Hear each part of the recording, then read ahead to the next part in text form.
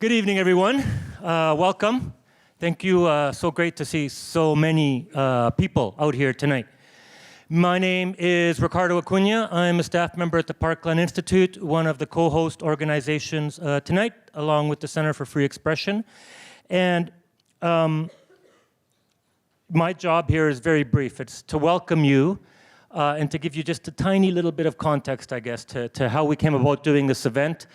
When Jim contacted me, I guess 2 months ago now, about his idea to put on an event like this, we got very excited about it right away, never realizing that it would be as timely as it turned out to be the day after the announcement of, I guess, what people have been calling a snitch line in Alberta. And we'll hear later about some amazing work that Amnesty International here has been doing today in our fair province. So yeah, it's an incredibly timely event, and I think it highlights just how important tonight's discussion will be. At Parkland Institute, as all of you know, we're a public policy think tank. We depend on our ability and our mandate to be critical, to push the envelope, to put forward maybe unpopular ideas, to question and to put forward alternatives. Always well-researched and well thought out, but without the ability for civil society to think up alternatives and put them forward into public discourse, our democracy doesn't work. And increasingly, it's our ability to put forward those ideas and those thoughtful discussions that's being threatened. So I thank you all for being here tonight. I thank you all for your support of this event, for your ongoing support of groups like Parkland and the groups that we have with us here tonight. And I hope you will continue to do that. Before I introduce our moderator for tonight and then get out of your way and let these folks do their thing, I do want to take the time to acknowledge that we are located on a Treaty 6 territory, a traditional gathering place for diverse Indigenous peoples, including the Cree, Blackfoot, Métis, Nakota Sioux, Iroquois, Dene, Ojibwe, Saulteaux, Anishinaabe, Inuit, and many others whose histories, languages, cultures, and knowledge continue to influence our community and our work. I think this acknowledgement is especially meaningful in the context of tonight's event, as we essentially have a government in this province right now continuing to seek ways to silence a part of that history and knowledge, and to criminalize Indigenous resistance to further encroachment of traditional lands and ways of living. So acknowledging territorial lands and our joint roles in treaty must necessarily mean acknowledging those threats and ongoing encroachments and committing to doing something about that. So with that in mind, I'd ask you to please help me welcome our moderator for tonight's event, Jim Turk, distinguished visiting professor at Ryerson University School of Journalism, director of the Center for Free Expression, and a good friend. Welcome, Jim.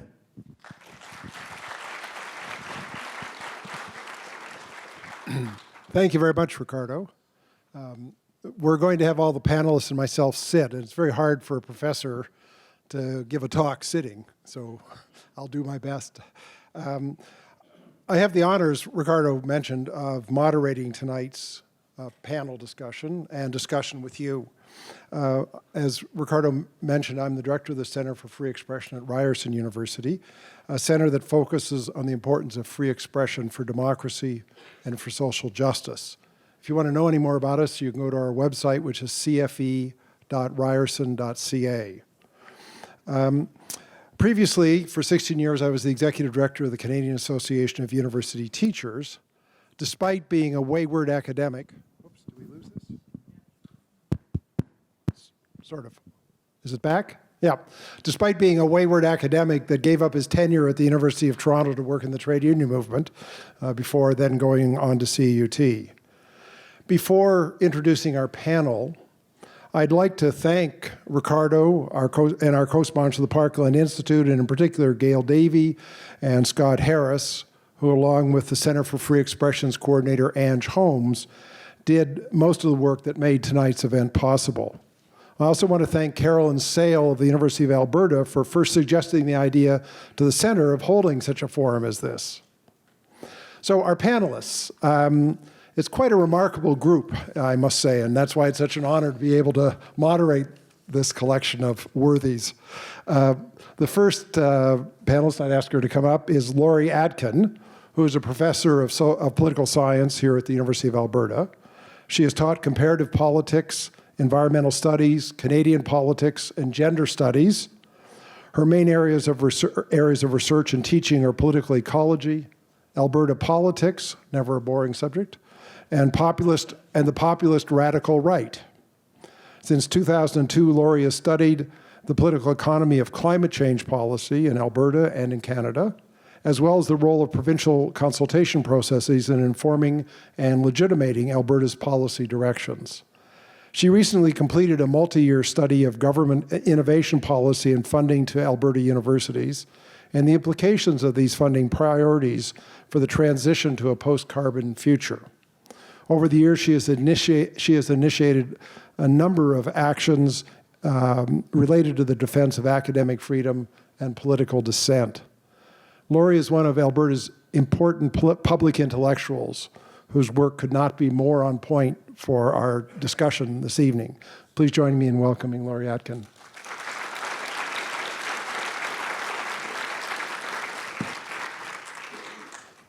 Our next panelist is Arielle Deranger. She is an Indigenous rights activist, an advocate, and a member of the Athabasca Chipewyan First Nation, Treaty 8 of Northern Alberta. She is a founder, for 2 years interim director, and now the first executive director of Indigenous Climate Action, a national Indigenous civil society vehicle to push for a united Indigenous climate action strategy in Canada. Arielle has worked with various Indigenous and non-Indigenous organizations, including the Federation of Saskatchewan Indian Nations, Indigenous Environmental Network, Sierra Club, Rainforest Action Network, and the UN Indigenous Peoples Forum on Climate Change. She has a well-deserved and far-ranging reputation for her work on climate change and for her championing the implementation of the United Nations Declaration on the Rights of Indigenous Peoples. Help me in welcoming Arielle.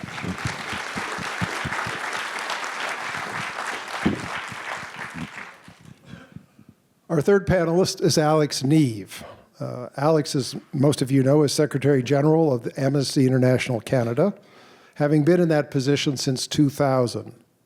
He regularly takes part in human rights research and advocacy delegations throughout Africa, Latin America, Asia, the United States, and Canada. He speaks to audiences across the country, appears before parliamentary committees and UN bodies, and is a frequent commentator in the media. In fact, I think he had 8 back-to-back interviews today. Alex has a Bachelor of Laws from Dalhousie University and a Master of Laws in International Human Rights Law from the University of Essex. He has served on the Immigration Refugee Board, taught at Osgoode Hall Law School and the University of Ottawa, been affiliated with York University Center for Refugee Studies, and worked as a refugee lawyer. And one of the few people I know with this designation, Alex is an officer of the Order of Canada. Join me in welcoming Alex.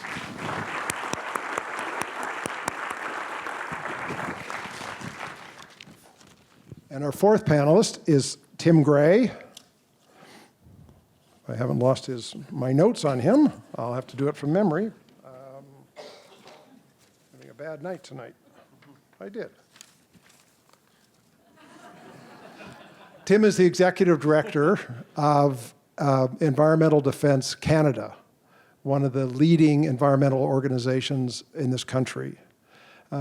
Tim has an interesting background. He grew up on the shores of Lake Huron, and that's where he developed his love and concern about the environment. He has a bachelor's degree, an honors Bachelor of Science degree from Wilfrid Laurier University, and a Master of Science degree from the University of Toronto.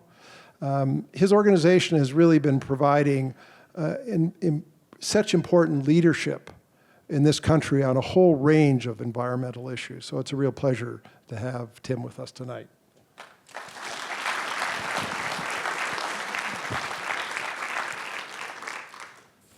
So as all of you know, if you've seen the poster or any of the advertisements for tonight's event, we're going to be having a conversation about Premier Kenney's promised assault on critics of Alberta's oil and gas industry. Members of the panel will each make brief opening remarks, and I'm going to be a tough moderator on that. Although you always have to be worried when an academic talks about brief remarks. It's usually a window for a 40-minute lecture. That's not going to be the case tonight. So opening brief remarks, following which I'll moderate a discussion amongst the panelists with each other about the issues that they've raised, and then I'll bring the audience into that discussion. So you can comment, question, whatever you want. I would just ask that you make your questions or comments brief, and I'll ask the panelists to make their responses brief as well. And if you have a question or a comment directed to one person, please identify who that is. And if you have a comment or a question that you're open to any or all of the panel responding, indicate that. And I'd also ask you to just introduce yourself before asking your question or making your comment. I'd like to begin, though, by talking about one thing fundamentally at issue here, and that is the importance of freedom of expression, freedom of the press, and the public's right to know for meaningful democracy and for social justice. Democracy, I think, is more than about voting and majorities having their say. It's about an ongoing public conversation, what many have called public discourse. And since that discussion and debate that constitute democracy can never result in agreement, these discussions and debates necessarily have to be without end. Democracy is a form of governance based on a commitment to an ongoing debate as to what is legitimate and what is not legitimate. A debate, as Claude Lefort, the famous French philosopher, has described it, that is necessarily without any guarantor and without any end. Otherwise, we'd have a majoritarian dictatorship with no minority rights. This means that while democratic governments must have the ability to regulate behavior in various respects, the public conversation, the public discourse that constitutes democracy must necessarily, and in important respects, be exempt from majoritarian regulation as to content and viewpoint. The logic is simple.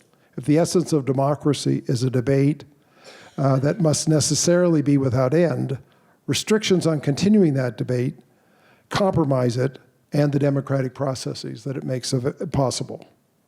Our Charter of Rights and Freedoms understands this. It recognizes freedom of expression as a fundamental freedom.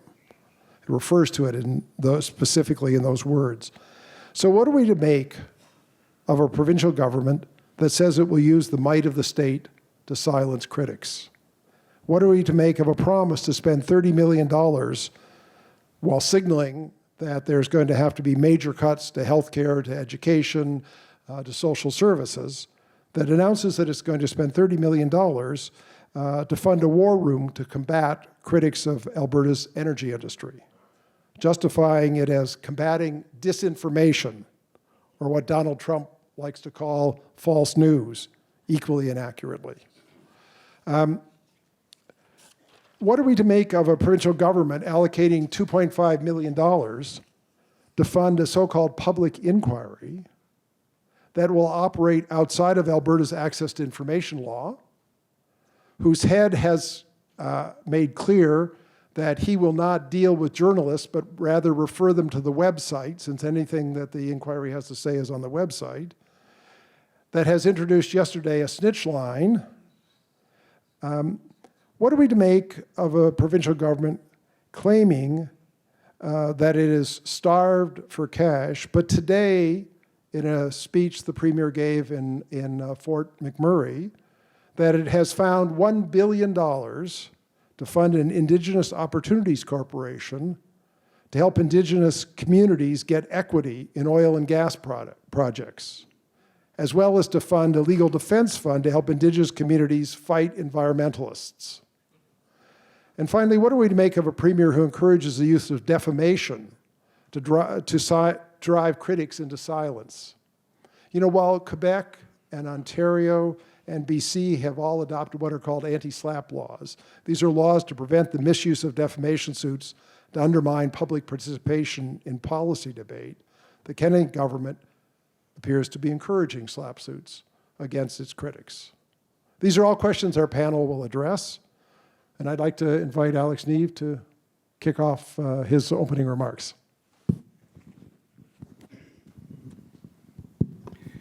Thanks very much, Jim, and good evening, everyone. It's so great to be here for this discussion this evening, which I think both Ricardo and Jim have highlighted in so many respects is timely, and you can't always plan for timeliness. But I think the reason we're all so compelled to be here and why you're all here tonight is we all know it's urgent. Urgent for so many reasons, and that inevitably is going to come up in all of our remarks. I want to begin, and I promise this is the only time in my remarks I'm going to quote international law. But I do want to begin with just a few words from international law. Everyone has the right, individually and in association with others, to promote and to strive for the protection and realization of human rights and fundamental freedoms at the national and international levels. That is Article 1 of the UN's Declaration on Human Rights Defenders, which was adopted by the UN General Assembly almost 21 years ago now, on International Human Rights Day, conveniently, back in 1998. And it really is the core. In many respects, I could just read that article to you and say, there, that's my case. I rest my case. It's the core, really the entirety of the message I want to leave with us this evening. And it certainly is the reason why we wrote, some of you may have heard of an open letter that Amnesty International has written to the Premier today. That's also what compels everything we have raised and highlighted and recommended in that letter. And for any of you who have heard the Premier's response today, I think you'll agree with me that that's exactly the aspect of the letter that he's completely missed, overlooked, and ignored. The Declaration lays out something very obvious, and that is not only do we all, of course, possess human rights, the human rights that governments have spent decades enumerating and guaranteeing and signing on to in countless international treaties and declarations and principles. Not only do we possess those human rights, but we have the right, all of us, singularly and collectively. And it's actually even beyond the right. It's the responsibility to do something about that, to defend those rights for ourselves, and to defend those rights for our sisters and brothers around the world. So we have rights, and we have the right to defend rights. And alongside that, of course, states have clear responsibilities to safeguard that right to defend human rights. And most obviously, that means refraining from harm. That means states cannot, and I want to read a long list because this is really summing up the kinds of tactics states do use, that they cannot vilify, deride, target, defame, threaten, punish, arrest, imprison, convict, beat, torture, rape, disappear, or kill human rights defenders. But the responsibility of states goes far beyond do no harm. There's also an obligation on states to act positively, to create the space, to enable the space within which human rights defenders, as individuals or in organizations, can come together and can take up that call from the UN Declaration to defend human rights actively. Well, back in 1998, when states did come together, when they penned those words and committed to those words, this may seem a bit odd to say, but there was actually a bit of a sense of celebration in the air at the time. There was a sense that the human rights movement and human rights community around the world had come far. Not to say that there weren't still many perils and dangers, but in 1998 there was a real mood, including from governments, that it was a time to lift up and acknowledge and celebrate the tremendous role that human rights defenders play in our societies in dealing with so many of our most pressing issues and, of course, in advancing protection of our shared human rights. 2 decades later, friends, sadly, we cannot at all make that same assessment. The mood is very different. There has been a dramatic and very troubling surge in the levels of danger and attacks faced by human rights defenders in every single corner of our world. It's not just pockets, it's not just particular regions. There is no doubt that it is exponentially, not just slightly, exponentially more risky to be a human rights defender in our world in 2019 than it was in 1998, and that is a very sad commentary. And that, of course, especially in recent years, has tracked right alongside the rise of the politics of hate and demonization and fear and division, all of which has basked in a complete sense of impunity and even lawlessness. Around the world, it's become open season. Open season to spread lies that lay the ground for hate and violence, targeting refugees, migrants, other vulnerable communities. Open season for sexism, misogyny, racism, discrimination, Islamophobia, attacks against LGBTIQ2S communities. Open season to mount attacks against Indigenous peoples and environmentalists who are at the front lines of confronting the mounting global climate crisis. And therefore, by extension, open season to go after anyone and everyone who dares to show solidarity, who dares to seek to defend those individuals and communities, to raise the same issues of concern, and even more so, who dares do so using the language of human rights. Well, Amnesty International reports, sadly, are now replete with growing numbers of human rights defenders who have received death threats, who have been beaten and raped, who have been disappeared and killed, who have been locked up, not because they have committed a crime, not because they have been violent or have vandalized or damaged property. They have been singled out solely because of their efforts to defend human rights, often in the face of countervailing, very powerful political and economic interests. But it's not just Amnesty International that's been pointing to this worrying trend. The United Nations lead expert in this area, the Special Rapporteur on Human Rights Defenders, Michel Forst, has repeatedly now, in report after report, raised the alarm that human rights defenders everywhere are facing increasing and unparalleled dangers. And in all of these reports, from Michel Forst, from Amnesty, we make it clear that the risks are heightened for particular human rights defenders, for women human rights defenders, for LGBTIQ2S human rights defenders, and certainly for human rights defenders working on issues related to the environment, land, and territory. And notably, just picking up on that observation, it is our world region, our hemisphere, the Americas, where it has become by far the most dangerous part of our world to be a human rights defender who cares about and works to protect the environment. What has changed so markedly in recent years is that these attacks, which by no means are new, we were documenting these attacks in 2006, in 1994, in 1981, but what is new is that they are no longer at the margins of our societies, no longer at the extremes of our politics, but have come to the very center. The list of demonizers grows longer and longer, and it's not the heads of extremist neo-Nazi or nationalist groups, it's presidents and prime ministers. It's Trump, it's Bolsonaro, it's Salvini, Duterte, Netanyahu, Putin, Maduro, Orban, Modi, Erdogan. The list could go on, and sadly, there'll probably be somebody else on that list 2 weeks from Thursday and 3 months from now as elections bring more of that person, that profile to power. The tactics have some chilling commonality. Just let me touch briefly on a handful of them. First and foremost, there is no accountability and no justice for the harms that are unleashed, when hate is either spewed directly or when it is indirectly dog-whistled.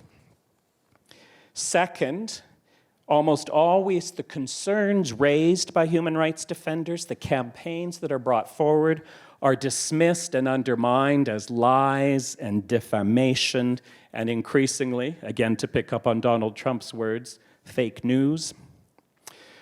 Third, human rights defenders are vilified as enemies, as traitors who threaten society, who are working against the economy, who stand against national interests. Fourth, so much of this ugliness now plays out on social media, where anonymity and the potential for attacks so easily to go viral add to the danger in very sinister ways. Fifth, it increasingly includes accusations that civil society groups are funded and supported by foreign sources. Sound familiar? Be that donors, foundations, agencies, or even governments in other countries. That then feeds back into the rhetoric and narrative of being an enemy and a traitor. Surely if your support is coming from outside the country, you're against the province, you're against the nation, you're against society. And then finally, in this toxic and very dangerous climate, we hear little, often next to nothing, about the tremendous and positive contributions made by human rights defenders. We don't hear our leaders publicly, boldly, proudly commending and respecting the human rights defenders who live within their countries. And so we come to recent developments in Alberta. A fight-back strategy with a war room working alongside a public inquiry mandated to investigate anti-Alberta energy campaigns supported by foreign sources, all of which is surrounded by hyperbole that talks of the lies of the green left and frequent descriptions of activists as enemies. Already, Amnesty International is aware of a number, of attacks, a number of threats, including threats of attacks of violence, including sexual violence, received by many activists, including women human rights defenders and Indigenous women in particular.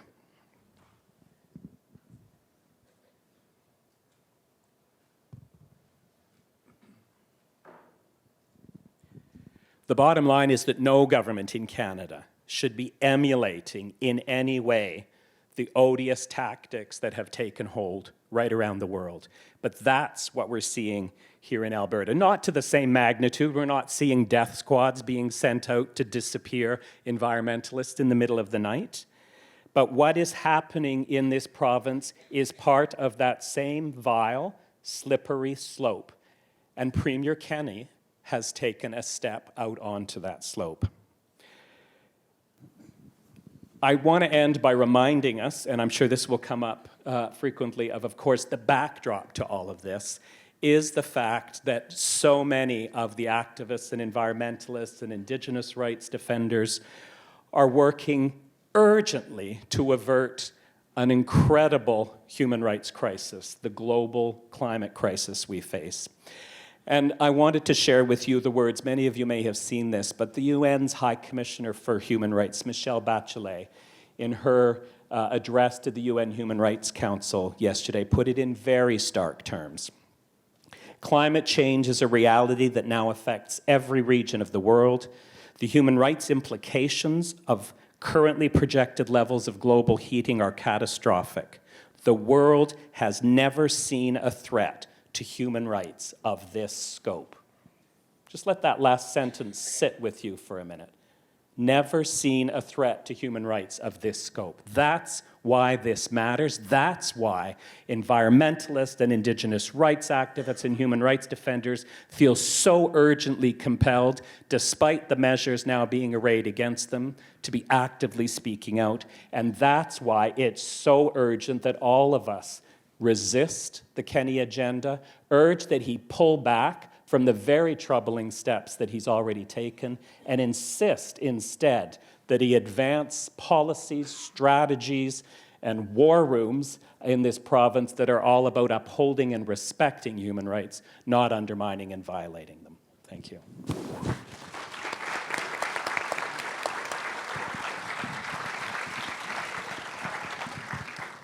Next, I'd like to call on Tim Gray.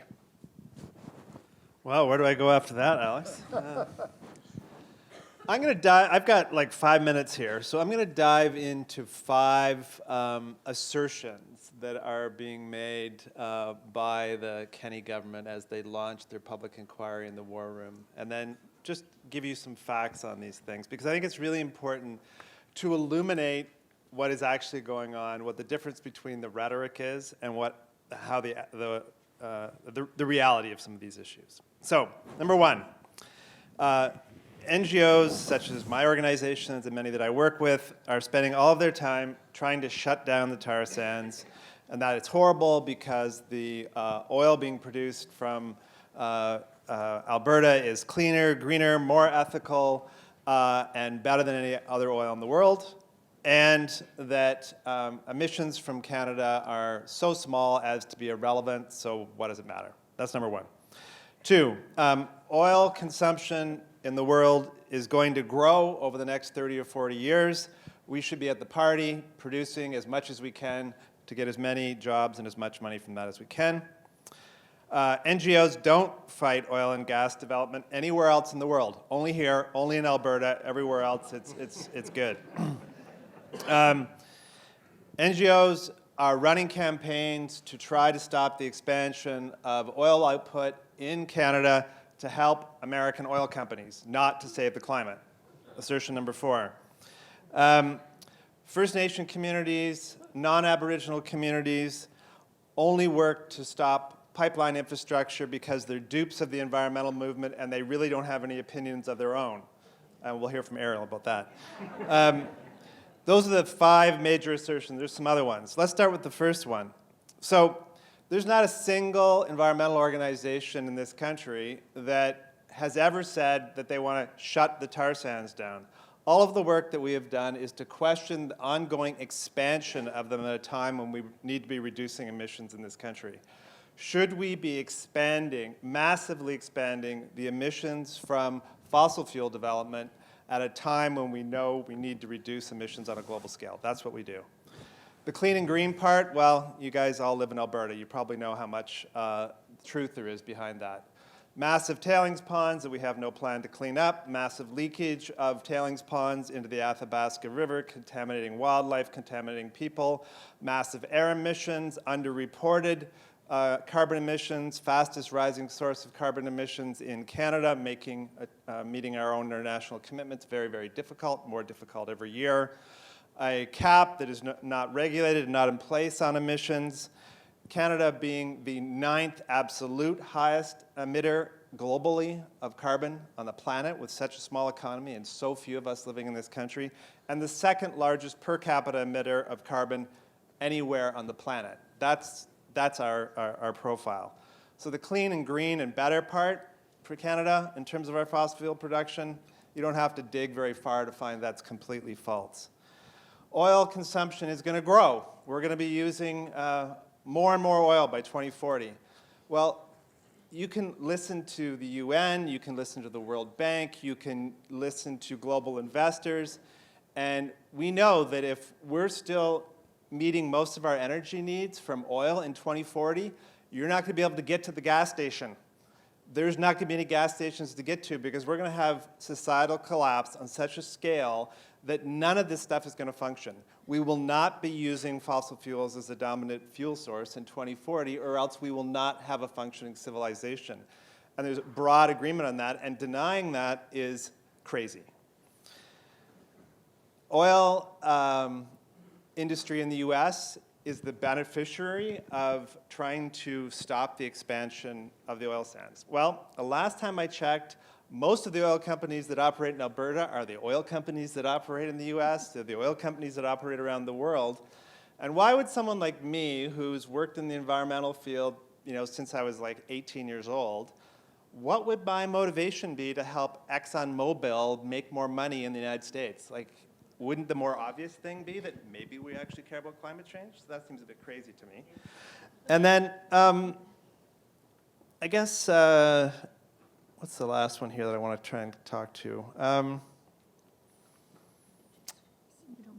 Yeah, the last one I think is a good one, and we're going to see this play out, that communities, Aboriginal communities and non-Aboriginal communities, only raise concerns about expansion of individual projects or creation of infrastructure because they've been told to by super influential people like me. I think that you will see, and I think this commission that's been set up, the inquiry, I read yesterday they're going to travel to Haida Inquiry.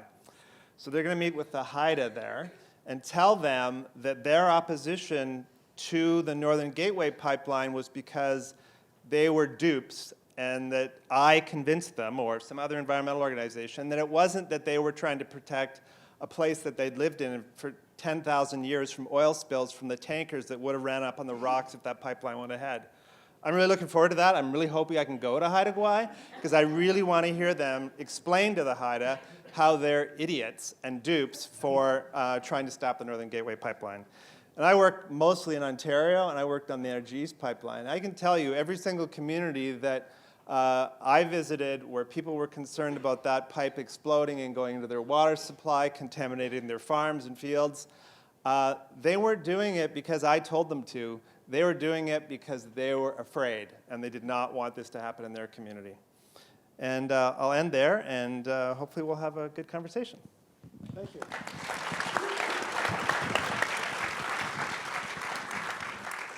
Next, Lori will reflect on some of this and add her own comments. Right. Well, I knew there was going to be an awful lot of ways of approaching this and a lot of things to say, so I actually made myself some notes. And to start with, I think that the title of this event, this forum, clearly begs a question, defending Alberta at what cost? Is the UCP government defending Alberta in allocating $30 million to the Energy War Room and $2.5 million to an inquiry into foreign funding of environmental campaigns? In fact, there is a lot of evidence to support the view that the UCP is not defending primarily the interests of Albertans, but rather the interests of investors in oil and gas extraction. The costs of the government's actions are ecological, financial, social, and political. A half dozen books published in the last 8 years document how successive Alberta governments have systematically disregarded public opinion, rigged and engineered consultation processes, and failed to distinguish the interests of large energy corporations in the accumulation of profits from the conditions for citizens' well-being. Our governments have used all kinds of tactics to repress dissent from civil society actors, as well as opposition in the legislature, and to manufacture legitimacy for their policy directions. They have violated Indigenous rights to free, prior, and informed consultation and turned Indigenous territories into sacrifice zones. The model of extractive development supported by Alberta's governments has resulted in a highly gendered labor market and underinvestment in social reproduction that worsens gender inequality. The War Room, in my view, is just a ramped-up version of what has gone before. The inquiry is a more aggressive attempt to silence the people calling for a more democratic and ecologically sustainable path of development. In Alberta, one government after another has played the nativist card, constructing any actors that pose some kind of threat to the interests of the oil and gas industry as hostile outsiders, out to prevent Albertans from enjoying their hard-earned and well-deserved prosperity. The Klein years, coinciding with the growing investment in the oil sands, were characterized by intolerance of dissent. I know many of you lived through the Klein years and have first-hand memories of this, as do I. The government's actions against its critics included dismissals of public servants, sanctions imposed on civil servants, threatened defunding, public denunciations, and curtailed legislative sessions. In addition to making accusations of disloyalty, government discourse has sometimes associated social movement activists with threats to public order and security, and even terrorism. The Stelmach government made such associations in 2009 when global campaigns against the expansion of the oil sands were gaining steam. And some of us wrote letters and responded to that, trying to defend the rights to civil disobedience. The Harper governments, in which Jason Kenney was a key figure, adopted a petro-nationalist discourse and tried to intimidate and silence domestic critics of its energy superpower project. Remember Joe Oliver's characterization of environmentalists in January 2012. He called them groups taking, quote, funding from foreign special interest groups to undermine Canada's national economic interest. Sound familiar? The context of these statements was the opposition to the Northern Gateway pipeline.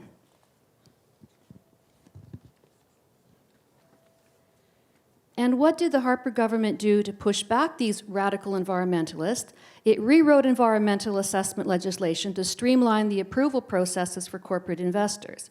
It changed the rules about the political advocacy activities permissible for charitable organizations. It allocated $8 million to the Canada Revenue Agency to conduct audits of environmental non-governmental organizations to see if they were violating the eligibility rules for charitable tax status. It adopted the ethical oil discourse of Ezra Levant. Meanwhile, ethicaloil.org submitted requests to the CRA to investigate various ENGOs that were critical of the oil sands. Sound familiar? The effects of this offensive against environmental organizations were a serious chill on advocacy work, along with a huge drain on resources, as staff and money had to be allocated to complying with the audits, and I'm sure Tim could tell you more about that.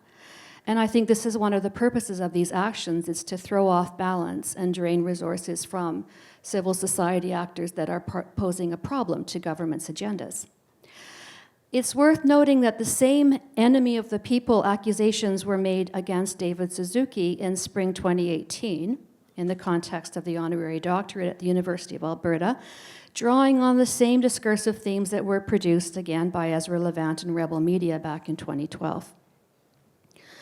The UCP government is now using the same methods as those used by the Harper government, threatening civil society organizations with having their charitable tax status stripped away, with changing the rules about from where or whom they can accept funding or what they can do with the funding. There have been hints of slap suits against groups that call for boycotts of Alberta bitumen exports. And all the while, the UCP government is pumping the ethical oil petro-nationalist discourse through multiple media outlets. It has the help of Post Media, the Canadian Association of Petroleum Producers, the Petroleum Services Association of Canada, and other industry associations and corporations, along with their PetroTurf organizations, in flooding mainstream and social media with this messaging. This constant avalanche of messaging which the critics of expansion of the oil sands and activists who are concerned about climate change have to contend with. It's very important to understand what this discourse accomplishes. It constructs Albertans as an undifferentiated people, in the same way that ethnic populist discourse does in other contexts, and we're seeing that with populist far-right parties around the world today, particularly in Europe and in the United States. In this narrative, all Albertans have a shared and equal interest in the expansion of the carbon extractive economy. Class inequalities are rendered invisible or insignificant. Gender inequality and racial hierarchies are likewise disappeared. And the neo-colonial foundation of the extractive economy, its violence and devastating consequences for First Nations communities, is simultaneously rendered invisible to the settler population, who are instead presented with the origin story of the hardy, industrious pioneer. We hear this language continually, the resilience of Albertans and how they built this economy and how they are deserving of reaping the rewards of this extractive economy. Okay? And also, they're presented with this idea, or in fact, the veneration of these Promethean corporate titans whose technological prowess will make our climate crisis just disappear into thin air. So obviously a lot is left out of this story, and all of the absences add up to a very different picture of who benefits and who loses from this extractive economy. As for democracy, what we're seeing is the manipulation of public opinion in lieu of any meaningful involvement of citizens in decision-making about our future. We're seeing a fueling of anti-intellectualism, mistrust of experts, resentments, and hatred of those who are labeled as the enemy. This is a deterioration of the necessary conditions for productive, inclusive, and collaborative decision-making when we need it most. So I'll stop there. Thank you very much.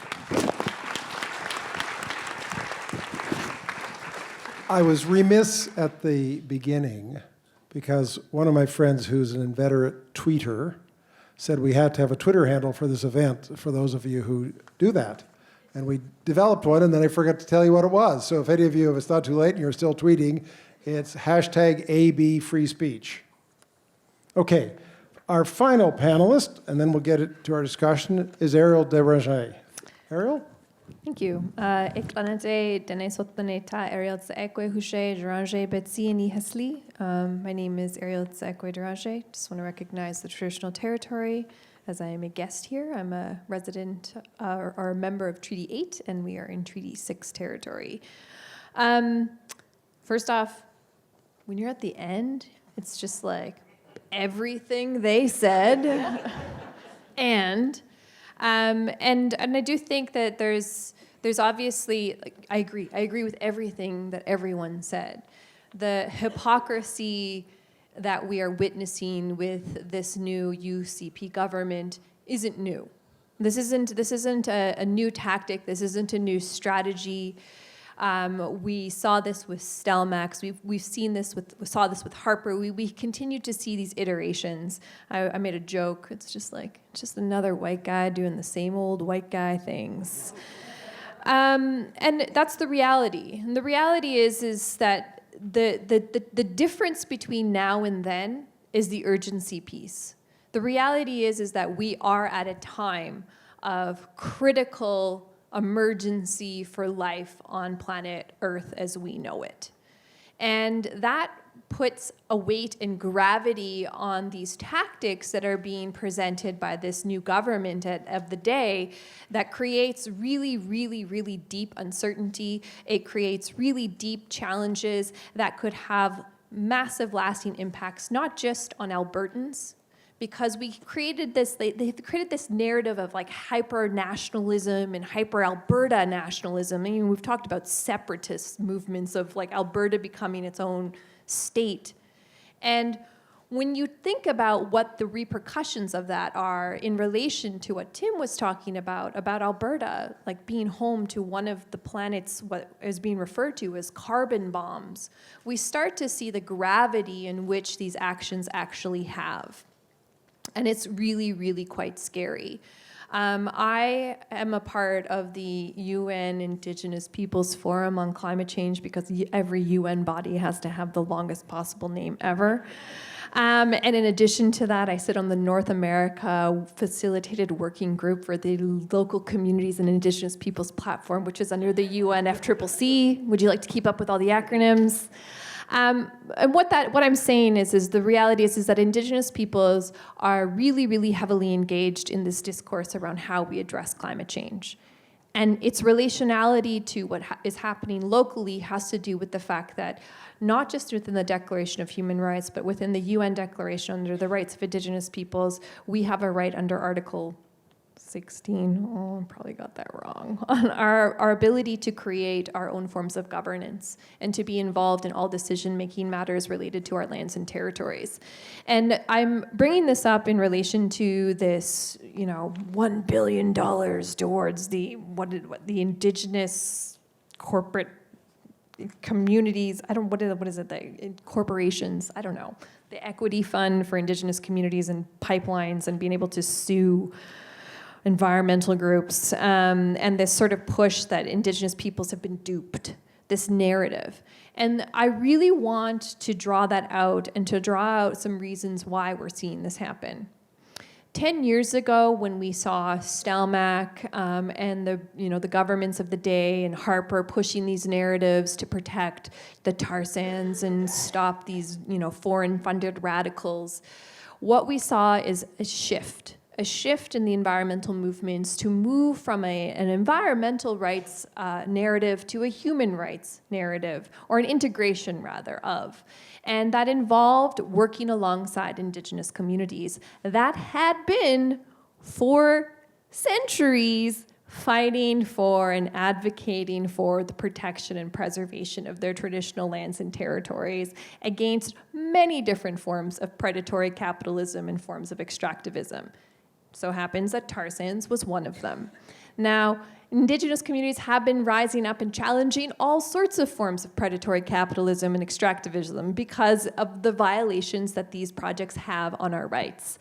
These violations range from violating our constitutional rights under Section 35, violations of our promises to treaty to be able to access our traditional lands and territories, to violations of environmental harm and degradation to our traditional lands and territories, which have resulted in the degradation of our security and our collective rights to be Indigenous peoples. One of the ways that I frame this is as a member of the Athabasca Chippewa First Nation, or the Kaitale Dene Sotlene, and Kaitale means people of the willow, is that when you degrade and destroy the place in which we come from, you are destroying the very people that we are.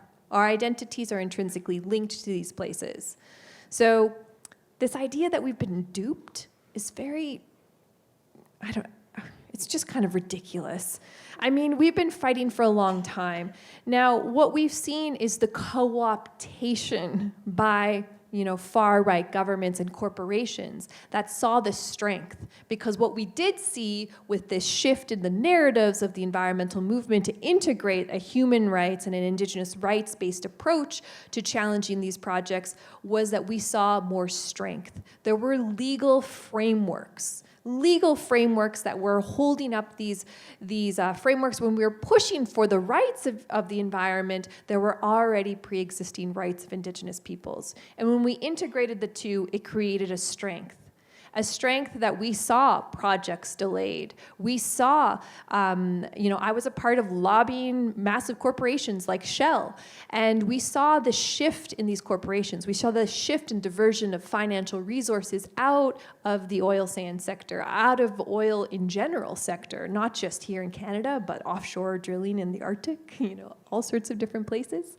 There were some real victories.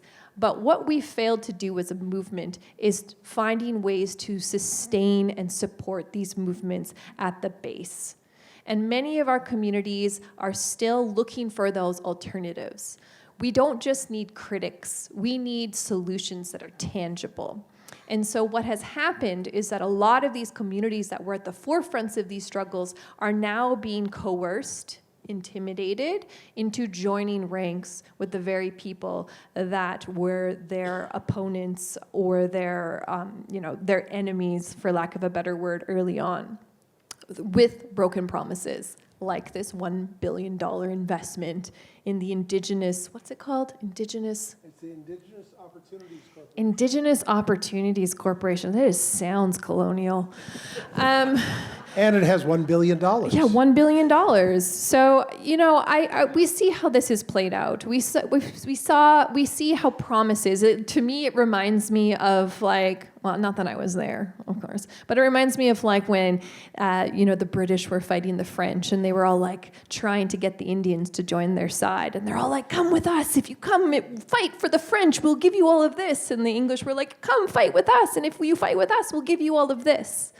And the victory of which country took over and became a colonial power in what is now known as Canada really was laid on the line of which side the Indigenous peoples joined. And the Indigenous people chose to fight with the British, which is why we are a British colony.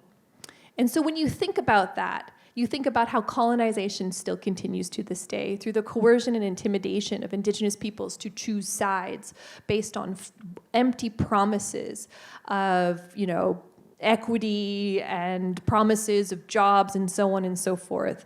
But what the result is that we've ended up, being dispossessed of our abilities to govern ourselves.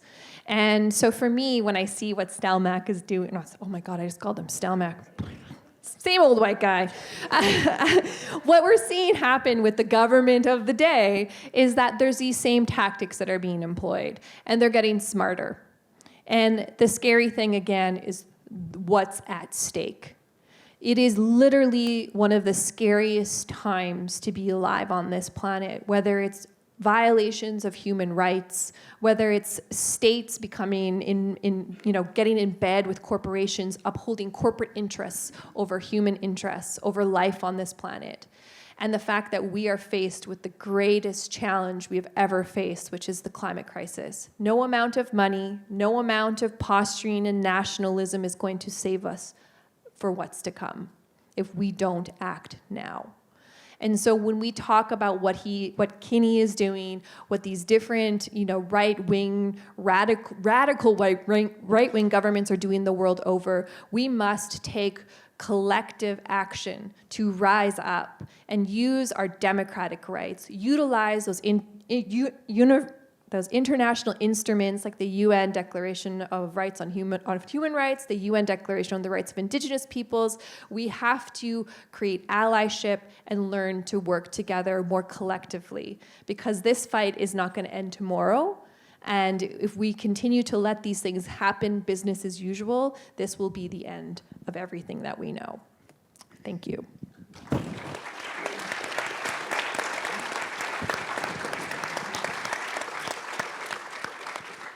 I think because governments recognize both the enormity of the issue and the fact that the one way in which the climate crisis can be averted is if there's rising up, that we see this consistent pattern that Alex talked about of what do right-wing governments do when they come to power, and that is go after the leading critics and the media, and try to buy off Indigenous peoples organizations as a way of undermining any possibility of mobilization in opposition, and to go after the environmentalists and their organizations.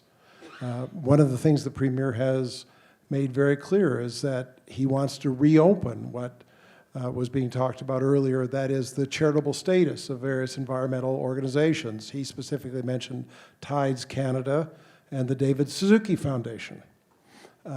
So it is a pattern, and one of the ironies in this pattern in Alberta is the same Premier who's undermining in these ways free expression is also trying to portray himself, I just wanted to provide Laurie an opportunity to comment on this, is trying to portray himself as a champion of free expression by ironically suggesting that those places in Alberta where free expression is more alive than well than anywhere else, it's not as good as it should be, but better than anywhere else, the universities are so anathema to free expression that he, the Premier, is going to have to order them to develop policies to protect free expression. And there's a certain irony that I promised Laurie I'd give her an opportunity to comment on if she wishes to.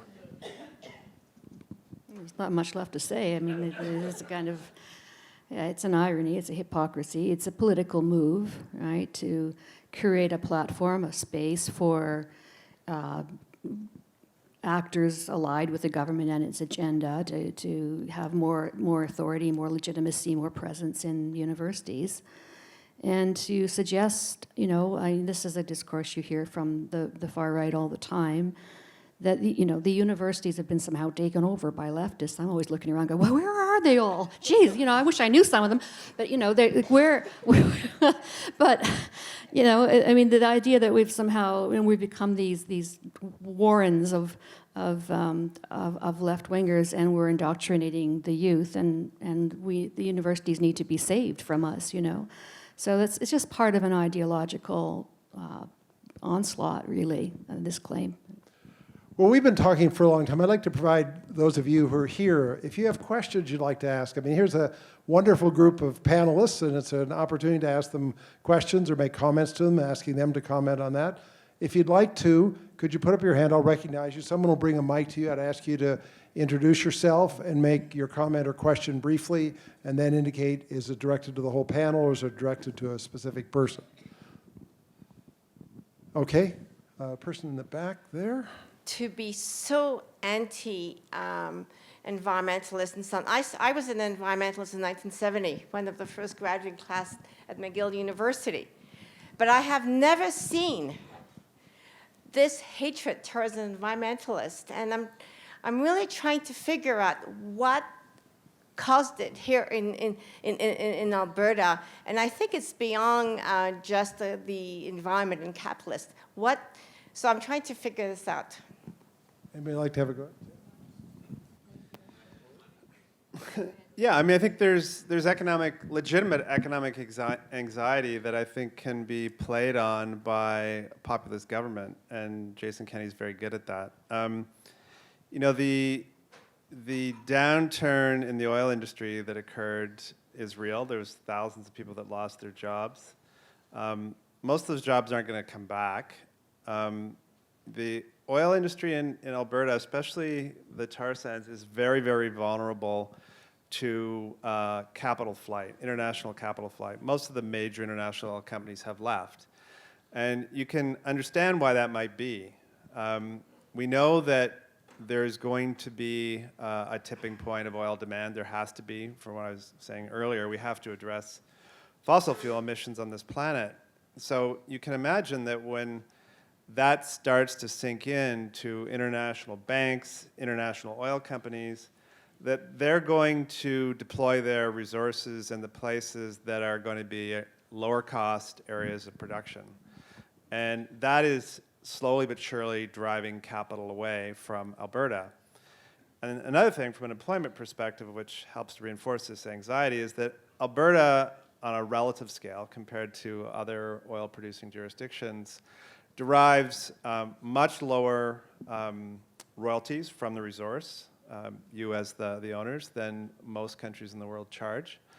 And as a result, that means the state of Alberta, province of Alberta, has less money coming from that. And there's some structural reasons why they've set it up that way, partly to do with the fact that getting the oil out of the tar sands is energy intensive, it's labor intensive, it's investment intensive, and they've set that up to attract capital here, is keep the royalty rates low so that you can attract this investment. But it also means that you don't get that much revenue from it. Secondly, is that because once these large mines, either the underground ones or the above ground ones, are operating, the number of people required to keep them running isn't that high. So most of the employment is derived from continuing to grow the industry all the time. So really what the argument is about is we have to keep growing it rapidly, and that is sustainability of the sector, is that it has to grow all the time. Well, you can see how all of these things kind of run together with the reality that the world faces and how it comes home to roost in Alberta. But nevertheless, when you do have massive collapse in oil prices, and Alberta is particularly vulnerable to diminished oil prices because of all the things I described, you do lose jobs. That causes economic anxiety. Same thing happened when the cod fishery collapsed, when we overfished it. Same thing happened in Ontario, where I come from, when the forest industry collapsed, when the internet came along and made newspapers obsolete and no one needed pulp and paper mills anymore. If governments don't plan for these things, they don't try and transition to new things, and they just walk away from the people that are in those communities, you have massive dislocation, and people sense that. In Northern Ontario, where I'm originally from, there's whole towns that completely have no reason to exist anymore because the pulp and paper mills have all shut down. A bunch of those people actually have moved to Alberta. Maybe some of you are in this room, I don't know. But that is exactly what happens when government doesn't plan for something that they can see coming. And that's exactly the situation that's going on in Alberta. So the choice is, do we plan for a future that we know is going to require a transition away from fossil fuels? Or do we pretend it's never going to happen, that the enemies of the state need to be chased, and that somehow is going to make all of the investment from Shell and Total and ExxonMobil and all these global oil companies are all going to come running back as soon as you drive me out of Alberta, and they're going to start investing in the oil sands again. But that is not going to happen. And it's not going to happen for a whole bunch of very, very good reasons. And, but it works, right? It works. Just find the villain, instead of actually solving the problem. I think to also... I think also to add to that, obviously not everybody in Alberta is employed by the oil and gas sector. So there's a lot of like, well, why is like your cousin Joe like so invested in the UCP and like getting rid of these foreign funded radicals? I think the reality is it goes far beyond just the jobs and the economics. I think that because we have such a low royalty rate here in the province, one of the trade-offs has been that these industries have invested, or these corporations rather, have invested deeply into the social structures of the province. So I mean, you go to the Stollery, you go to the universities, you go to the Boys and Girls Clubs, and what do you see on the highest donor lists? Which corporations? You see Syncrude, you see Suncor, you see Shell, you see Exxon, Imperial, Enbridge, so on and so forth. And the very fabric of Alberta isn't just about the jobs in the actual sector itself. It's about what the industry and sector brings to all Albertans. And so we have created 60 years plus of an industry that has driven not just the jobs in the sector, but has helped drive and support an ailing social infrastructure of the province. Because of low royalties, we rely on the goodwill of these corporations to invest in our communities. It's the same reason why First Nations communities don't fight the oil and gas corporations, because they offer what are called impact benefit agreements. These impact benefit agreements are, we will give you all of this money to build your nursing station and your cultural center and your, youth programs, and we'll give you a signing bonus of $1 million just because we are so good if you promise not to obstruct or challenge this project. And so when you talk about the tactics and strategies of this industry, it goes far beyond just like why don't we care about the environment? We've been put into a place where I often talk about Indigenous communities being economic hostages, but the reality is the entire province has become an economic hostage to this industry. It is everybody. It is the First Nations communities called that out about a decade ago. It was Al Lehman, Chief Al Lehman at the time, said we are economic hostages in our own territory. But now all of Alberta has become an economic hostage to this industry. And the cost is you either choose to have a hospital and a school and a job, or the environment. And it's a very hard thing to put on the table when you are saying to people, do you want a roof over your head or do you want trees in the back in the parks? And it's really, really, really a despicable tactic.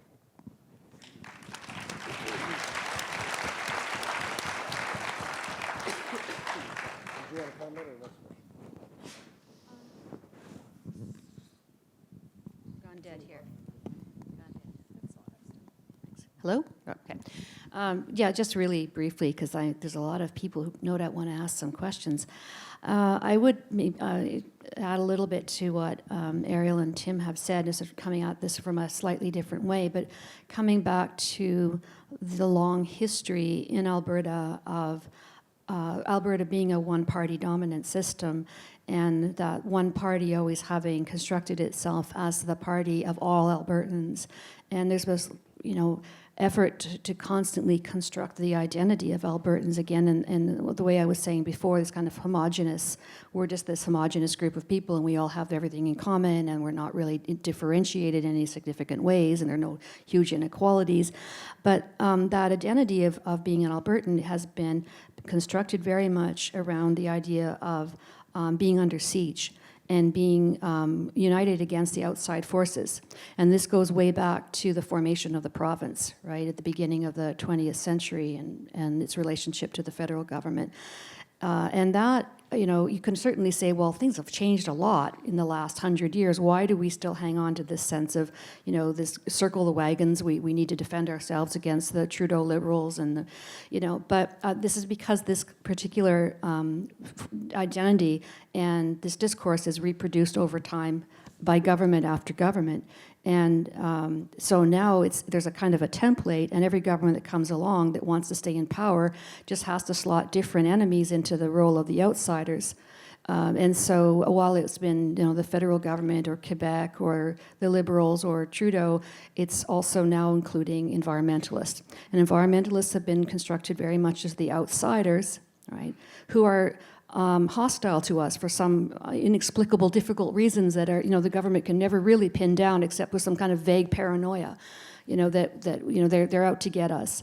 It's interesting to me that it's been a couple of ways in which this has been very problematic for governments in recent years. One case was when the Harper government was in office federally, and the Conservatives weren't quite sure how they were going to construct the federal government as the enemy. But also, governments have been quite, I've noticed, careful. Like the Notley government did the same thing, right? It still continued with this construct of the outside forces that don't understand Alberta. The discourse was inflected a bit differently. It was kind of like, not so much they're our enemy, but they don't really get us. We're going to have to go out and explain to them why they should support us. But in criticizing environmentalists, or the Trudeau government or the government of BC for obstructing Alberta's interests, they were really quite careful not to mention Indigenous peoples, right? There was kind of, they didn't want to go there because that was different, tricky politically, right? Anyway, but I think that the other factor I would mention is media, right? We live in a province where all of our major newspapers and tabloids are owned by the same corporation. The only public broadcaster is severely underfunded. And so people are constantly inundated with the same kind of messaging from multiple sources. And you have to have a really strong civil society with other bases of information and communication to stand up to that, right? So it raises questions about where are those sources, where are those bases? If you think back to the Klein years, when Klein launched his revolution in the early 1990s, Alberta society was so weak. I mean, the only forces able to stand up were, some of the public sector unions. And since then, we have the Parkland Institute and Pembina and PIA and Friends of Medicare and other bases where, there's at least a capacity to generate policy and to speak back and to present an alternative agenda. But we still really are at a disadvantage in terms of access to media. You look at the resources going in to these campaigns, the amount of money going into these advertising campaigns on commercial television, radio, social media, all the time. It's, all things considered, it's amazing we're still here. Can I just... Yes. Jim, can I just add one very Sure. quick comment? Sure, I'm sorry. There's one other piece I wanted to add, which isn't Alberta specific, but I think picking up on the comments about the uncertainty and insecurity that so many people are feeling, especially since the downturn, this insidious way in which the industry is so involved in all aspects of life, and then this kind of unique, almost impossible to understand single-party political status of Alberta.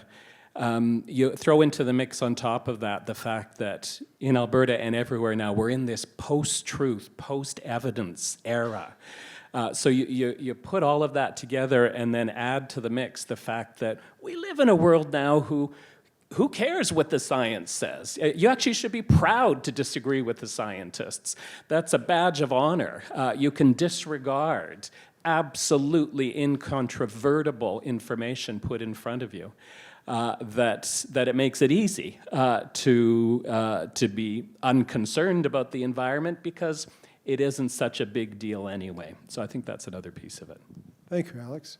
So there was a comment or question up here? Yeah, question. My name is Peter Lee, and a question is for everybody on the panel, including the Amnesty gentleman.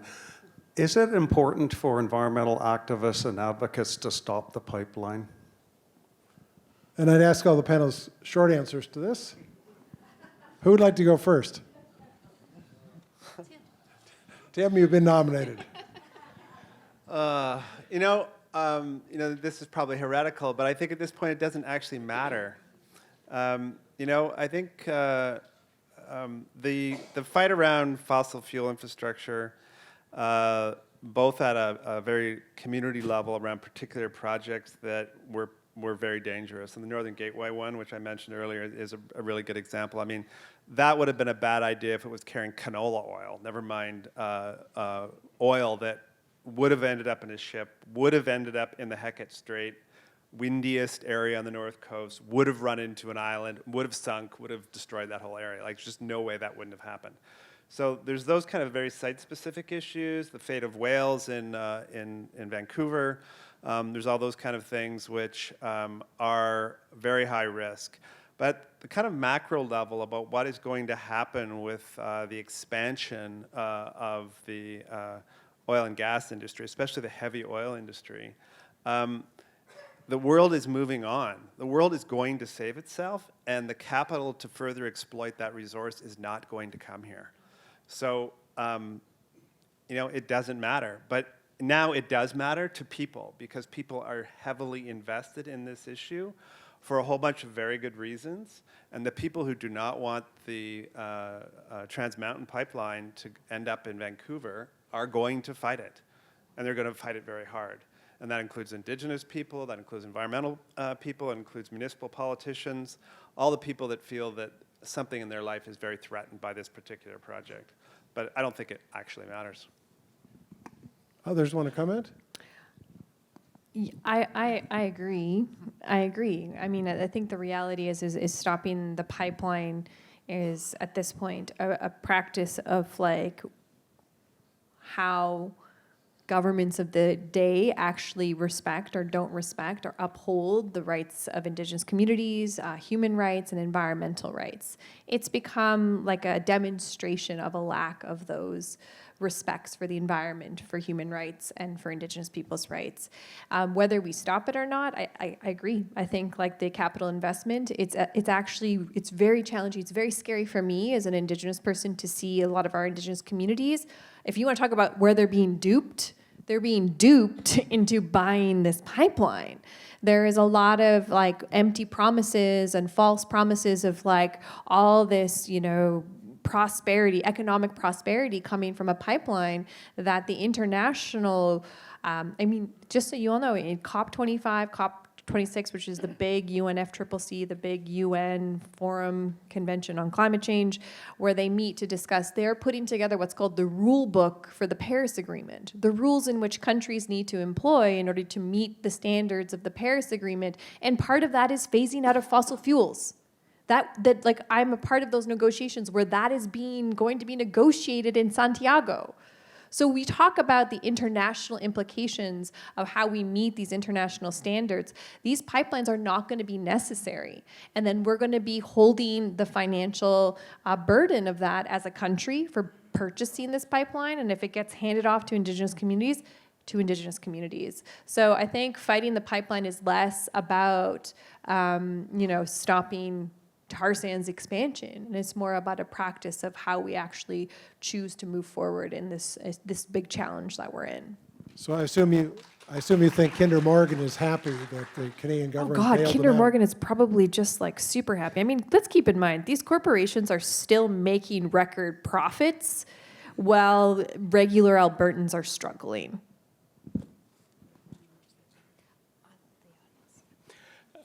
You specifically invited me to add Amnesty's views. Now, Amnesty itself hasn't taken a position on Trans Mountain, and in fact hasn't taken a position on new pipelines or pipeline expansion anywhere in the world. The human rights principle we work with is the much larger one that states how, regardless of whether this pipeline goes ahead, this pipeline's dismantled, this pipeline sees expansion, states have urgent obligations to be working towards the carbon emission reduction targets that they're nowhere close to meeting, and it seems impossible to imagine how any of those scenarios can involve expansion or new pipelines or new development. Whether we and more widely within the human rights community, there will start to be clear positions on specific pipelines. You may see that, and you may start to see that quite soon. But right now, we remain focused on sort of the larger message. Okay. I think there's a question back here. And then one over there, Gail, next.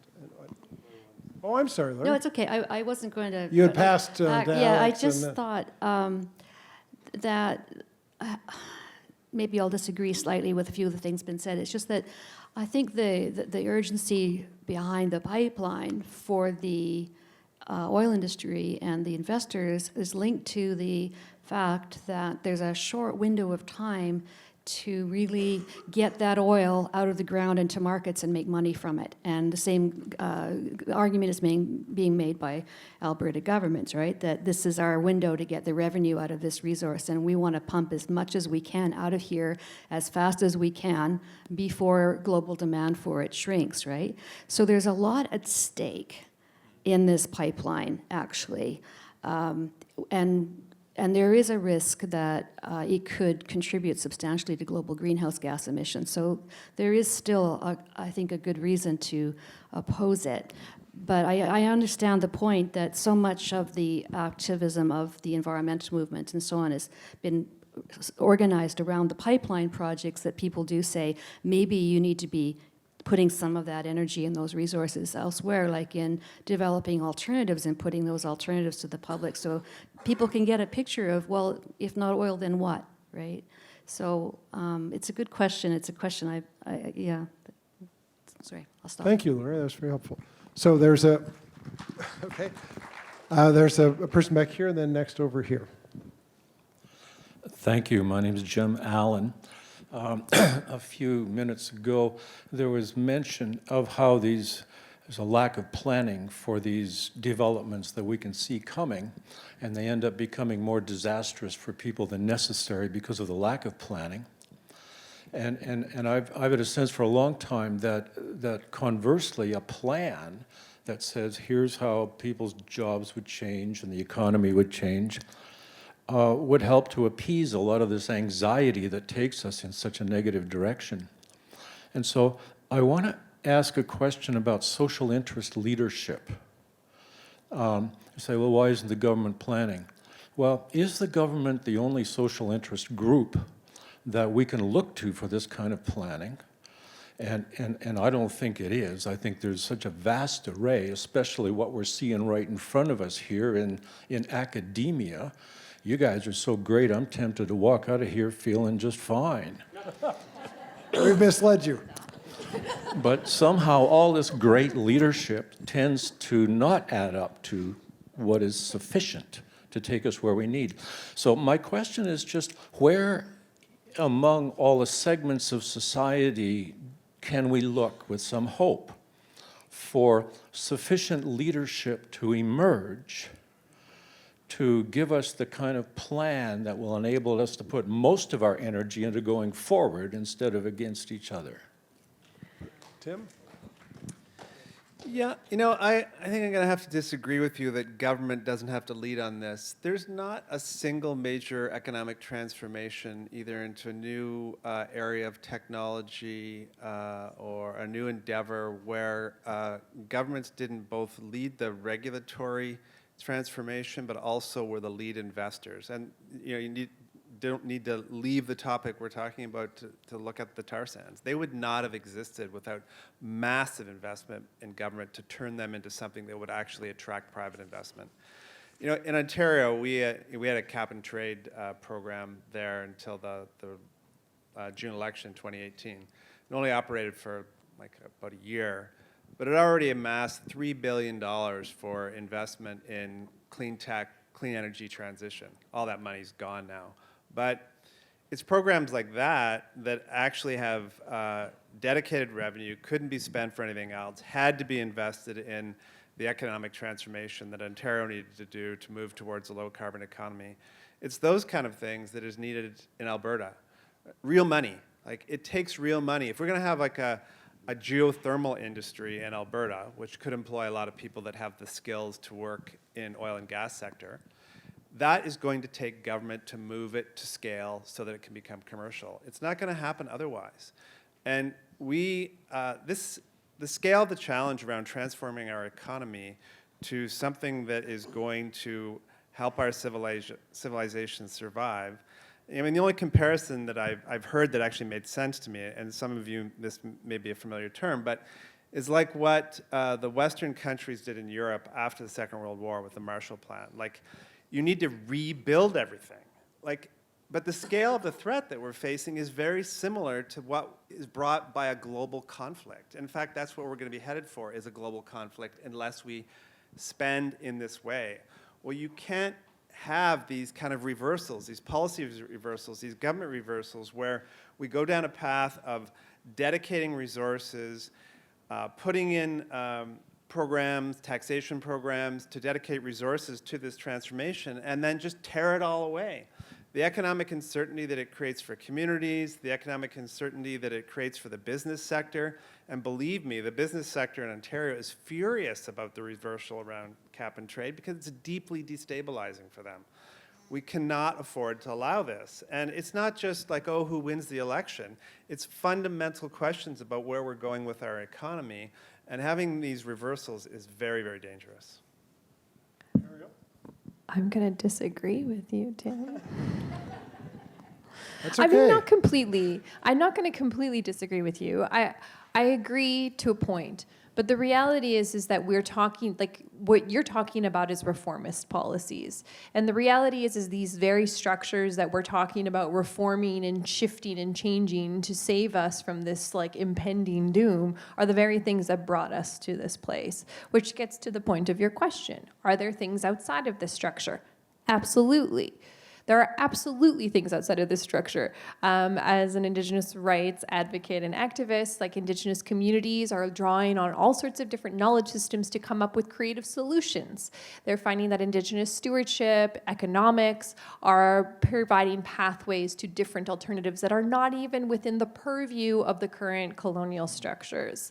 So for me, sometimes I simply put it as, like, we can't be talking about reforming a system that has marginalized so many voices for so long, that is predicated on systems of white supremacy, and that we need to be talking about looking outside of those structures for answers. Does that mean we abandon the work to work on reform? No, absolutely not. I think we need to be looking at how we shift and change those things while we simultaneously look for alternatives outside of those systems. And I do think that some of those conversations are starting to bubble up. I'm a part of the coalition for the development of the Canadian version of the Green New Deal, which is not just simply about reforming current colonial structures and government systems and economics. It is a part of it, but it is also a part of building those alternatives in communities, about building regionally based alternatives and solutions that we can all draw on simultaneously while we try to find a way to fix the mess that has been created by the very governments that we're asking to fix it.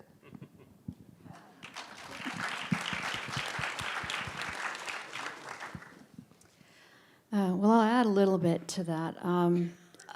I've been in this university for 3 decades, and one of the things I have pushed for has been the role of universities as knowledge producers in working with their surrounding communities to develop alternatives, like alternative, if you like, kind of blueprint plan for Alberta for transition. Organizations like the Parkland Institute are also trying to contribute to this effort. And so the question, the way I hear it, is about who are those actors out in civil society that are going to be able to do this? And I think that question is heard in a particular way in Alberta as well, because we have a state that just is not going to do it, right? And so it raises this question of, well, then who is?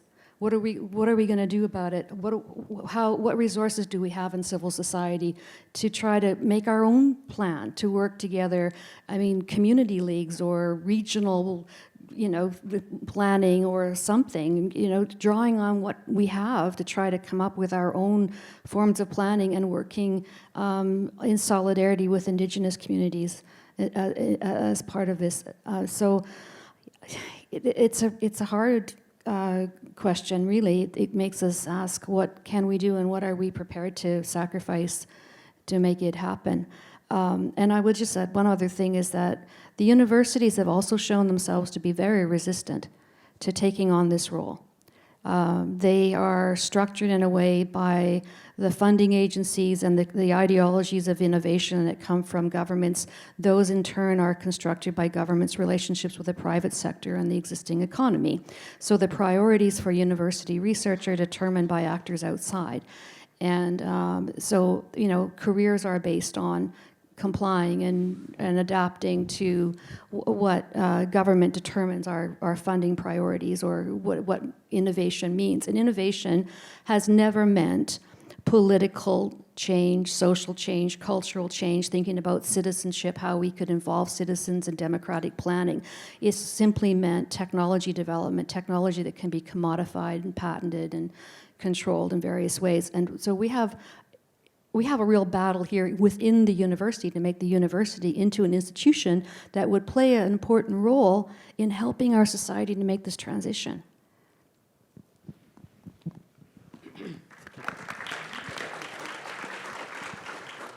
And I'm going to cop out a little bit by saying there really isn't one place, I think, to look for the answer you're hungry for, the answer I think we're all hungry for. Where is that leadership going to come from? And I think in this respect, I'm agreeing with everything that's said, is the leadership inevitably must and has to come from everywhere. We do need political leadership that's going to be about resources and lawmaking and policy development, et cetera. But we need so much beyond that. We need ideas leadership. We need mobilization leadership. We need revolutionary leadership.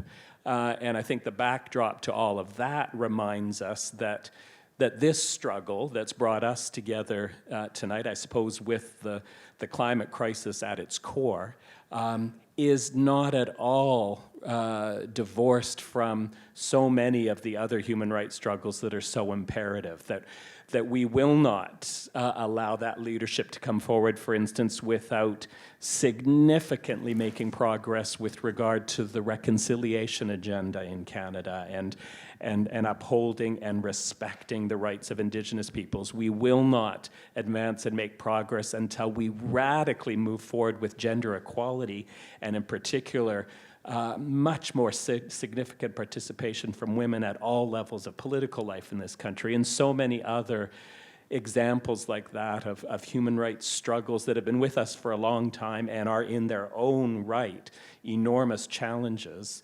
but are also, I think, in many respects, part of the answer to what you're looking for. Thank you, Alex. Yes. Yes, hello. My name is Anas. I actually have a comment and a question. I have a comment concerning the idea that the indigenous people sided with the British in the colonial era. Is because, no, it's actually, I totally agree, because I'm gonna refer you probably know the book. There is a book written by Tariq Barkawi, and the title of the book is The Soldiers of the Empire. So he argues that the Indian soldier has sided with the British Empire in their expansion when they were competing with the French.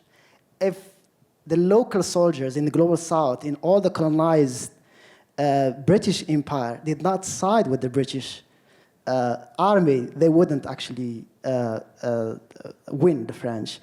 The second question is a question related to the resources of resilience for the indigenous communities. The extraction of oil here in Alberta is not something new. It's a long, historically entrenched oil industry. So my question is, haven't these communities grown to be kind of increasingly savvy to react to the oil companies? What are the resources? And do you have any examples? And then what does the government do to kind of curb this kind of resilience? Thank you.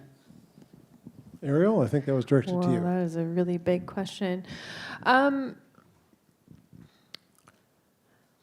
mean, like when you look at, if we look at just the oil sands as an example, or the tar sands as an example, you look at the tactics and strategies that have gotten us to the point where we're at today, where there's, you know, First Nations communities talking about buying pipelines and becoming partners and equity partnerships, and how did we get to this point? And the reality is that you know, when we saw the onset of the development of this industry, the Indigenous peoples in this province and the country at large did not have rights to object or intervene in these project developments. So it set in motion the development of an industry in the province that became a foundational economic driver of the region. And when nations were finally being given the right to voice concerns and raise alarm and so on and so forth, they were raising concerns against an economic driver of the province, and it became very difficult to challenge it. So one of the clauses within treaty agreements and in the Indian Act and the not the Constitution, in the Indian Act states that Indigenous lands and territories can be taken up from time to time for projects in the public's interest. And so what we've seen time and time again is the approval of these projects and interventions being put forward by multiple nations, including nations like the Fort McKay First Nation, which is upheld as one of the, you know, best partners to the oil and gas industry in the province. Fort McKay even has objected to many of the projects in the region. But the end product ends up being these projects are labeled as in the public's interest, and therefore we have very little standing to challenge them on a legal platform. And simultaneously, these corporations are tabling impact benefit agreements with all of these promises of jobs, economic prosperity. There's never been equity. There's never been equity. There's never been like, oh, you're going to receive royalties. The other thing is just so you all know, First Nations do not receive direct royalties from the oil and gas sector to our communities. We don't even experience the trickle-down effect. What we get as a benefit comes only through the negotiation with our communities directly with the corporations through an impact benefit agreement, which are proprietary information and cannot be shared. They're non-public. So they can negotiate an agreement with a community here and an agreement with their next door neighbor, and they can be completely different. The government, the provincial government, and the federal government encourages our communities to negotiate with the proponents. They state that that is a part of the consultation process, that it is a part of the process in which we are going to move forward to find ways to mitigate the impacts through these impact benefit agreements where we will negotiate compensation for those impacts. And the reality is we end up getting coerced, intimidated, and bribed. And like, these are bribery documents. If you've ever had the opportunity to read an impact benefit agreement, it is a bribery document. It states that you will get this signing bonus upon this project being approved in the regulatory process. And when it is in production, you will receive another bonus. And then you will receive money and you will receive jobs. So that it directly puts our communities in a place where we are now invested in that corporation being profitable and producing oil and gas. And it's very, very challenging because the government, again, both provincially and federally, encourages our communities to entertain and engage in these negotiation processes with these corporations. And so we have been told time and time again, either through legal interventions at multiple stages of proposals, from like even just the leases to the application processes to the regulatory processes to post-regulatory processes, where we have tried to raise legal challenges, and we have never won because of that clause of in the public's interests. And it's very, very challenging. And just so you all know, on the pipeline question, I just want to also raise that, should we be stopping this pipeline? And my answer, yeah. But the reality is like last month, the largest ever proposed tar sands mine in 2019, in a climate crisis era where we know that things are really bad, We, the regulatory body, Canadian Environmental Assessment Agency, made a recommendation to approve the largest ever proposed tar sands mine, the Tech Frontier. So should we be stopping pipelines, or should we be talking about stopping the continued expansion of Alberta's tar sands? They're both the same thing, and we should not be putting all of our eggs in stopping pipelines, but we should be talking about the reality that business as usual is still moving forward in this province. And it's at the cost of, my nation was one of those nations that was challenging the Tech Frontier project, but we kept getting, Tech kept saying, like, come on, sit down at the table with us. We want to work in good faith with you. What do you need from us? And they literally gave our nation over close to $800,000 just to sit down at the table with them. And then they entertained an impact benefit agreement, which I'm not able to disclose the information on. But that is how they win us over. That is how we get co-opted into this movement, and it is encouraged by the colonial governments for that to continue to happen to this day. Okay, thank you. There was someone here who had a hand up a while ago. I don't know I know, there's one over there and there's 4 over here. No, but there was one in the middle, no? Okay, the chap in the back with the blue shirt was next. What? Okay. I'm just going to overrule. I was just calling names in the order I saw them. Yes, go ahead. Hello, my name is Liz. I want to actually go back to the topic of discussion here, defending Alberta at what cost.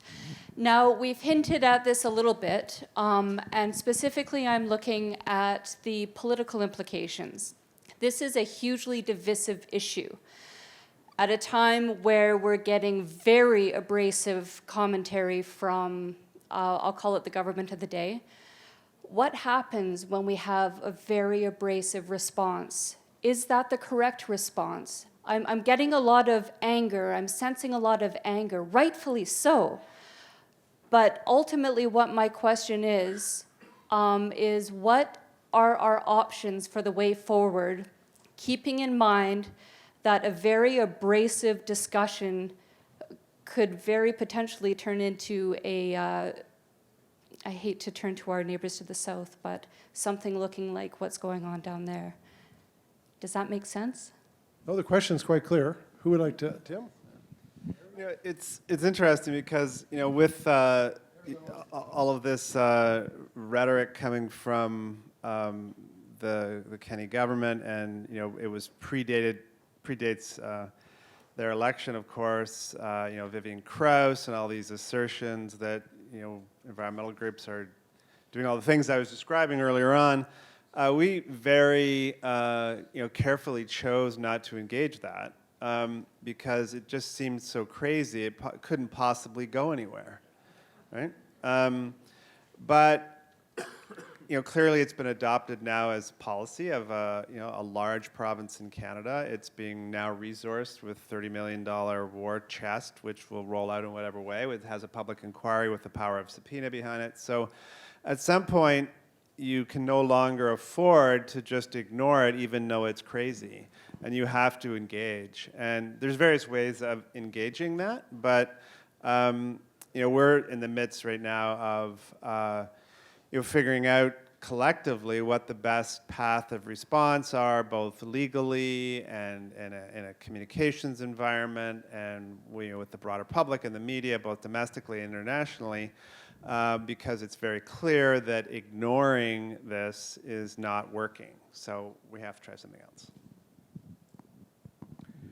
I think you've actually framed an immense challenge we face in many struggles, not just the struggle that brings us together tonight. And certainly in our human rights work, we're grappling with that all the time. On the one hand, recognizing that there comes a point, and arguably it should be at very early stages as concerns are arising, when we can't look away. We have to engage. We have to resist. While at the same time, we cannot risk becoming one more angry voice in a cacophony of angry voices that drown each other out, and no one's listening to anyone anymore. And if anything, the anger just fuels and deepens anger on the other side. Do I have the magic solution to that? No. Other than, I can say for my own organization, we're challenging ourselves around that dynamic and that tension every day. In every campaign we launch, every communication vehicle we initiate. This is going to sound a bit naive, but we're trying to look for ways when are we injecting enough hope in what we're putting in front of people right now. I think it goes back to something that Arielle had said earlier as well. We don't just need more critics, we need solutions. And I think the extent to which we can focus on that, solutions which give a sense of purpose, a sense of hope, then absolutely we need to put that at the center. Does that mean that there aren't times when our anger will get the best of us, when we have to be passionate and concerned and conveying strong messages of resistance?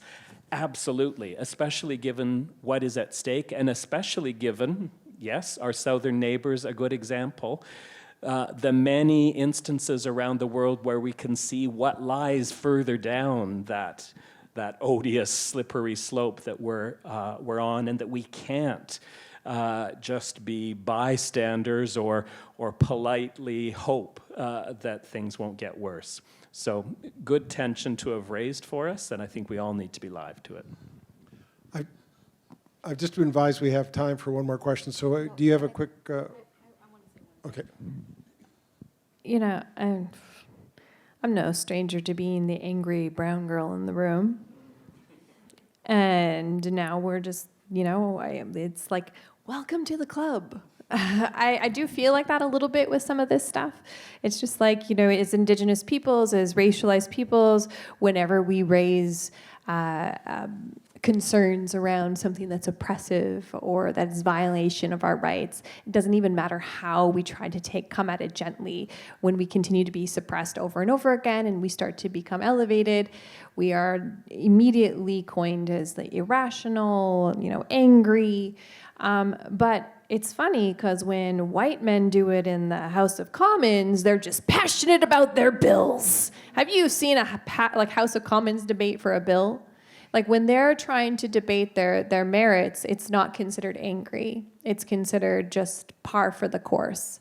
But when people of color or marginalized folks do it, we are angry and unreasonable. So it's just food for thought. I just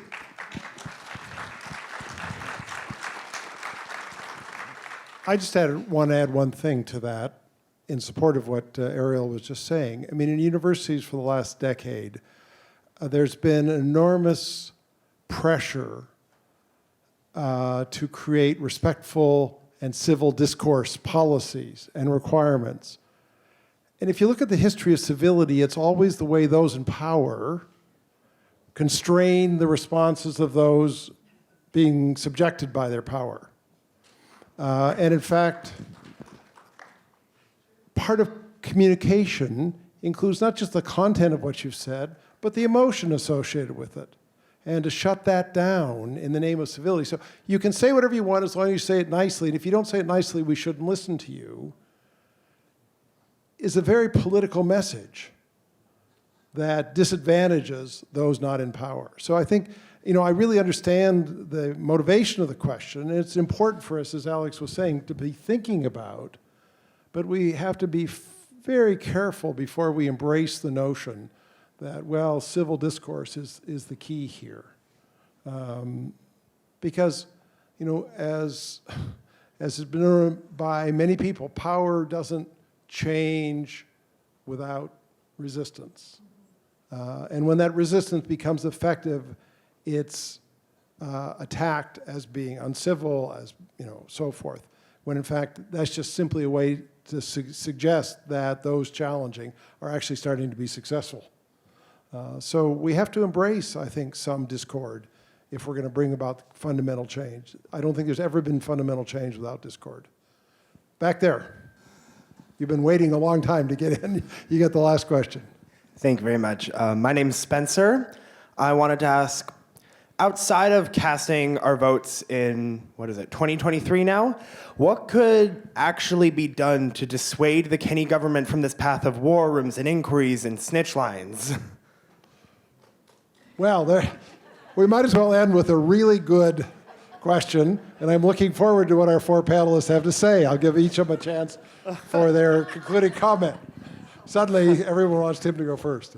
Don't send anything to the snitch line? I don't know. No, I think a lot of what it takes to organize resistance depends on what's going on in your community and individual opportunities. Clearly, the biggest opportunity is to reward the government by not re-electing it when the next election comes up. But we're facing similar situation with a rollback of environmental protection and a whole bunch of other attacks on civil society in Ontario. And we've tried to parcel this out into individual things that communities can actually do. 7 months ago, they introduced a bill into the legislature, for example, where they were going to open up the Greenbelt, which is a protected area around the city of Toronto for farms and natural areas. They decided they were going to open it up to sprawl and development. The public freaked out, and every single MPP had so many people in their offices that in committee they just bailed on the bill because they just were facing a rebellion from the public. So there will be individual actions that occur through the course of this government that are consistent with or part of this attack. And the challenge is to mobilize, make it clear to your MPPs and others that you just won't stand for it. There's things that you can do in your communities around things that are responsibility of municipal governments or community groups where you can have your voice heard. But it really does need to be building a constituency within the province that says, the majority of Albertans don't support this approach. And, having worked here for years, I know the majority of Albertans don't feel the way that this government is acting. But it's translating that into power is the challenge.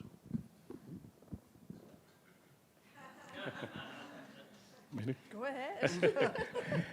There, of course, isn't a magic answer to the question. I think there's a few different time horizons to have in mind. 2023, is that what it was? Being one of them, obviously. Different kinds of strategies. I assume there are undoubtedly groups of lawyers in the province who are imagining possible legal challenges and that sort of thing, whether it be to the war room or to laws and regulations and policies. That all matters.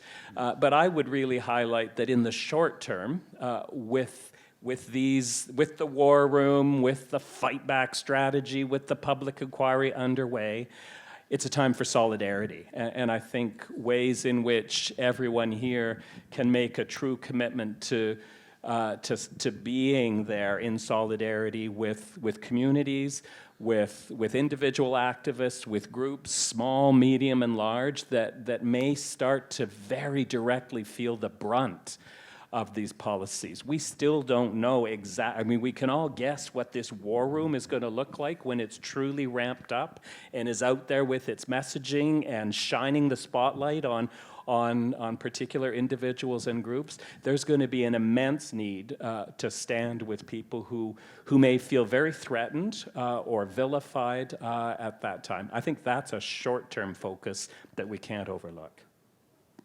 So I would just echo the word solidarity here because, and go back to what happened when the Klein government in the 1990s, launched its very multi-pronged attacks on civil society. It went for everybody at the same time. Went for all the public sector unions, went for all of the non-profit sector organizations that were working with immigrants, refugees, in every sector. And what happened was that, everyone kind of ran for cover because they were all attacked and they were trying to survive. But we can't do that now. We have to, as you say, protect everyone who's going to be attacked. What's going to come down is going to be a way, they're going to use everything they can to remove resources from civil society. So where are the critics? Where's the opposition? Where's the dissent? Take their resources away. Whether it's putting them on the defensive with legal lawsuits or challenging their charitable status or defunding the university, right? They will be looking for ways to remove the resources and the strength away from the critics. And so we need to protect each other as much as we can and avoid falling back, I think, into that defensive mode where we're all individually trying to survive, and meanwhile, the whole thing's being, disassembled, right? And I mean, it's one thing to say that, but it's another to kind of visualize what the solidarity looks like and what the organizational form it can take.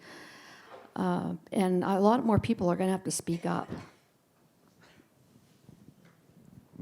I think it's, the same thing. We can't be silenced by this. We can't let the tactics that they are trying to employ right now is to try to silence us. So it means that we need to be louder. And the consequences are going to be scary for a while, but it's how we manage to stand in solidarity with one another. There's that whole thing, like one finger can easily be broken, but together they make a fist, and we're you're stronger. And so we're at that place where we need to find our brothers and sisters in this fight and stand together to find ways to be creative in the face of this challenge.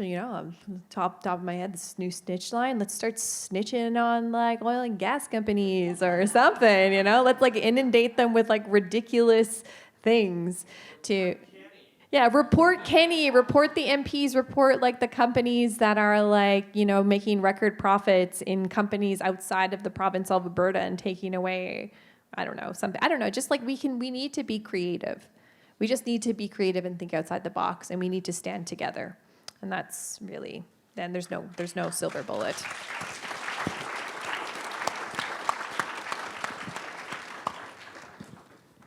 I'd like to take the advantage that the moderator has to end with a comment that was inspired in my thinking by the last two questions.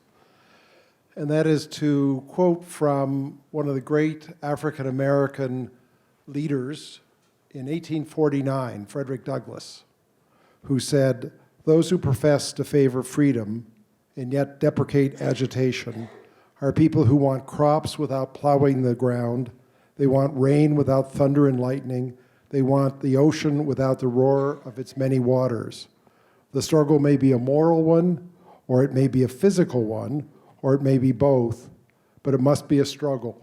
Power concedes nothing without a demand. It never did, and it never will." So I think that's a good way to end tonight.